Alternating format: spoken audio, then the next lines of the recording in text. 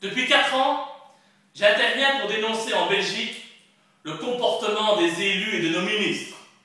J'ai donc normalement l'habitude de voir des guignols, mais là, je viens de me rendre compte qu'il y avait actuellement en France un type que l'on appelle ministre de l'Intérieur et qui est le champion du monde, toute catégorie des guignols politiques. Cet homme, c'est Manuel Valls. Et c'est à lui que je souhaite m'adresser dans cette vidéo. Manu, tu déconnes. Tu ne peux pas prendre tes airs d'opéra et venir nous chanter le récital de l'antisémitisme. Un ministre de la République est là pour faire respecter l'ordre, pas pour créer le désordre. Manu, tu crées le désordre. Tu crées le désordre, mon vieux. Avant que tu ne te décides de t'en prendre à mon ami Dieudonné, tout se passait bien. Tu faisais ton petit cirque pour arriver doucement mais sûrement à Matignon tout en prêtant allégeance à Israël, et nous pouvions écouter ce grand artiste qu'est Dieudonné, rigoler de ses sketchs pour oublier toutes ces conneries que ton gouvernement nous fait avaler et les horreurs de l'actualité. Mais là, depuis quelques semaines, tu exagères, Manu. Oui, je te le dis, tu exagères. Tu te fais passer pour un protecteur de la démocratie, mais tu ressembles de plus en plus, je tiens à te le dire, à un petit dictateur. Un petit dictateur sans grand charisme qui plus est. Tu n'aimes pas les quenelles, Manu. C'est ton droit. C'est ton droit de ne pas aimer les quenelles. Mais bon Dieu, fous-nous la paix. Tu n'aimes pas l'humour intelligent. C'est ton droit, Manu. On ne t'empêche pas d'aller voir Tim Sitoussénoun à l'Olympia. Tu vois des antisémites partout et tu préfères Israël à la France. C'est ton droit. Mais vas-y alors, Manu. Va rejoindre ta patrie de cœur. On ne te retient pas, tu sais. Tu m'excuseras d'être direct, Manu, mais franchement, je trouve que la situation a atteint un niveau de grotesque et d'absurdité inimaginable. Manu, tu nous donnes des leçons de démocratie, et en même temps tu veux interdire les spectacles d'un humoriste. Sans passer par la justice. Mais ça veut dire quoi, ça, Manu? Qu'est-ce que ça veut dire, ça? Ça y est? Pour toi, la justice, c'est devenu facultatif? Tu crois que parce que tu as été élu et que tu es ministre, tu as tous les droits? Tu crois que tu peux faire tout ce que tu veux derrière ton bureau? Allez, Manu, je te le dis, hein, reprends-toi. Parce que si tu continues comme ça, on va croire que c'est toi le fasciste. Parce qu'entre Dieudonné et toi, désolé à mon vieux, mais je n'en vois qu'un seul qui porte atteinte à la liberté. Et si tu étais honnête, oui, je sais, Manu, c'est dur, c'est très compliqué pour un socialiste d'aujourd'hui. Mais quand même, si tu étais honnête, tu dirais que Dieudonné, dans ses spectacles, se moque de toutes les communautés, avec bon goût. Mais est-ce de la faute de Dieudonné si Israël et le sionisme ont autant de poids dans le monde d'aujourd'hui? Le sionisme dirige le monde. Normal dès lors qu'on s'attaque un peu plus à lui qu'à autre chose. Parce que si on peut rire des Africains, des Belges ou des Arabes, on peut aussi rire des Juifs. Ne soyons pas sectaires, s'il vous plaît. En plus, Manu, ta laïcité est ta géométrie variable. Tu te mues en grand donneur de leçons, en censeur, en moralisateur, pour que surtout jamais personne n'ose rire de la Shoah, ce crime des Lumières qu'ils défendent corps et âme. Quelle bravoure! Quelle sensibilité pour ces individus éternellement attachés à Israël! Il faut bien dire qu'il ne faut jamais oublier ce qui s'est passé il y a 70 ans quand même. C'est-à-dire que plus on s'éloigne de ce tragique événement qui appartient au passé, plus il faudra commémorer, pleurnicher, censurer ceux qui se disent qu'il serait peut-être temps aujourd'hui de regarder vers l'avenir. Parce que ça, tu es fort. Censurer ceux qui parlent des crimes d'aujourd'hui, tu es le premier à le faire. Tu nous parles de la Shoah, mais tu fais partie d'un gouvernement qui menace des civils aux 4 coins du monde, de l'Afrique et du Moyen-Orient. Tu nous parles de lutte contre le racisme, alors que ton président Hollande, je sais, tu as envie de le remplacer. Ce ne serait pas une grande perte, mais pour remplacer par toi, oh mon Dieu, j'espère que ça n'arrivera jamais. Eh bien, ton président Hollande, il estime qu'il ne faut pas indemniser les victimes de la colonisation. Par contre, pour indemniser les Juifs, là, tu es le premier. Eh oui, c'est vrai. Il paraît que des millions de Juifs ont été assassinés durant la Seconde Guerre mondiale. C'est triste. C'est triste. C'est certain. On n'en dit ce qu'on vient. Mais dis-moi, Manu, tu n'es pas bête, tu n'es pas con quand même. As-tu déjà compté une seule fois le nombre de victimes de la politique coloniale passée et actuelle de la France? Rajoute à ce nombre les victimes de ton allié israélien en Palestine.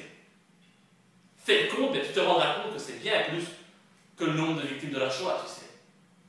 Alors, si tu veux parler de démocratie et de lutte contre le racisme, parle-nous de toutes les victimes, et pas uniquement de celles qui arrangent ta politique et qui sont en train de t'ouvrir les portes de Matignon. Manu, tu fais partie du gouvernement le plus détesté par les Français depuis le baptême de Clovis. Alors, tu ne crois pas, entre nous, tu ne crois pas que le véritable trouble à l'ordre public, c'est d'allumer sa télévision tous les soirs et de voir ta tête d'hystérique et celle de ton supérieur le Hollandais à l'heure du JT. Pour éviter le trouble à l'ordre public, je sais que ça te tient à cœur actuellement. Eh bien, moi, je t'invite à démissionner, Manu. Toi et ton gouvernement vendu. Je dis ça, c'est surtout pour ta sécurité.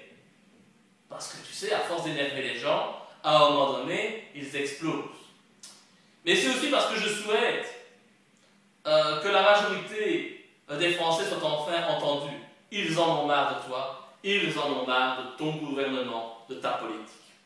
Manu, toi et tes amis politiciens, vous n'en manquez jamais une pour créer le trouble à l'ordre public dans l'exercice de vos fonctions. Vous attaquez par exemple au voile islamique, car incompatible avec votre laïcité, celle de Vincent Payon qui veut faire de la laïcité une religion d'État. Mais vous n'en manquez pas une, vous tous, pour mettre votre kippa à la première occasion. Les femmes musulmanes chez nous devraient à tout prix enlever leur voile. Mais quand Laurence Ferrari se rend en Iran pour interviewer le président et qu'elle met un voile sur sa tête, par respect, ça fait scandale. 2 poids, 2 mesures. Votre concept de laïcité est donc un peu flou, on n'y comprend plus rien. Instrumentaliser la question du voile pour faire croire aux Français que le pays est en danger, en danger pour un bout de tissu, pendant que tes amis, Manu, raquettent nos concitoyens à coups de taxes à tout va. J'en profite pour saluer mes amis des bonnets rouges. Pendant que vous laissez le grand banditisme se développer dans les cités, principalement parce que vous détruisez l'emploi en France, ça Manu, c'est un trouble à l'ordre public. Et puis Manu, si tu veux améliorer ton pays, faire ton travail de ministre de l'Intérieur, je vais te donner un conseil.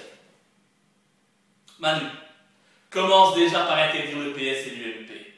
Car si je fais le compte de tous les mandataires qui ont été condamnés et de ceux qui n'ont pas pu l'être puisqu'ils étaient protégés par leur immunité contre ce grand bandit qui est d'assaut, je peux t'affirmer, sans détour, que ces organisations politiques sont bien plus dangereuses et criminelles que les fans de Dieudonné qui se contentent de faire la quenelle. Hein, tu la vois, la quenelle, Manu. J'espère que tu la vois et que tu la sens. Parce que censurer un humoriste, censurer la quenelle, un geste qui est désormais entré dans le patrimoine culinaire français, ce geste qui veut tout simplement dire, Manu, qu'on emmerde le système, ce système que tu défends et duquel tu n'es qu'une marionnette, alors que l'emploi, la sécurité, la santé publique, les valeurs morales s'effondrent à vitesse grand V en France, ça, c'est un trouble à l'ordre public. Tu n'es pas logique, Manu. Les mensonges, les manipulations, nous en avons marre. Marre d'être traités de fascistes pour avoir fait un geste qui signifie simplement qu'on emmerde le système. Les femelles qui font le salut nazi, un vrai pour le coup, ça oui. La GPA, oui. Les médias aux mains de la finance et du complexe militaro-industriel, oui. La théorie du genre dans les écoles, le mariage pour tous, l'agriculture chimique, les chemtrails, le dîner du Christ, oui et encore oui, mais la quenelle, non. Eh bien, tu prends les Français pour des cons, Manu. Je suis désolé de te le dire. Et d'ailleurs, avant de défendre à ce point les Juifs, eh bien, pourquoi ne déploies-tu pas autant de force et d'énergie à défendre les chrétiens? Tu sais, la France, elle a des racines chrétiennes, des racines qu'avec ton gouvernement, un gouvernement qu'on peut qualifier de sataniste, tu fais tout pour effacer. Et si je réagis à cette affaire qui touche Dieudonné, mais qui touche tous les Français, c'est parce que sonne le glas de la liberté d'expression un peu partout en Europe. Cette décision d'interdire d'expression Dieudonné pourrait très bien être appliquée en Belgique également en ce qui me concerne. Parce que tout le monde sait bien que Dieudonné n'est pas antisémite. Ça n'a pas de sens. Tout le monde sait bien que je ne suis pas un antisémite non plus, même si la presse aime m'insulter de la sorte, parce que je m'oppose au sionisme, à la politique racialiste et raciste d'Israël. Le terme même d'antisémitisme est galvaudé, vu que les Arabes sont également un peuple sémite. Tout cela n'a plus de sens. Et cette mafia sioniste ou pas, qui nous dirige, tente de nous museler. Il est plus que temps que l'on s'active pour se réapproprier nos droits fondamentaux. Les amis français, vous n'êtes plus chez vous. Vous n'avez même plus le droit de rire. C'est fini. Debout les Français. Soyez solidaires avec Dieudonné, qui vous aura au moins permis de constater une chose. C'est que vous êtes muselés. Que la liberté d'expression n'est qu'une fable. Debout les Français. Debout les Belges. Ce système est à bout de souffle. Les mensonges ne passent plus. Les manipulations médiatiques ne nous lavent plus le cerveau. Nous sommes éveillés et nous sommes debout. Debout. Et je n'ai qu'une chose à dire pour terminer à Manuel Valls. Manu, on t'a assez vu et entendu.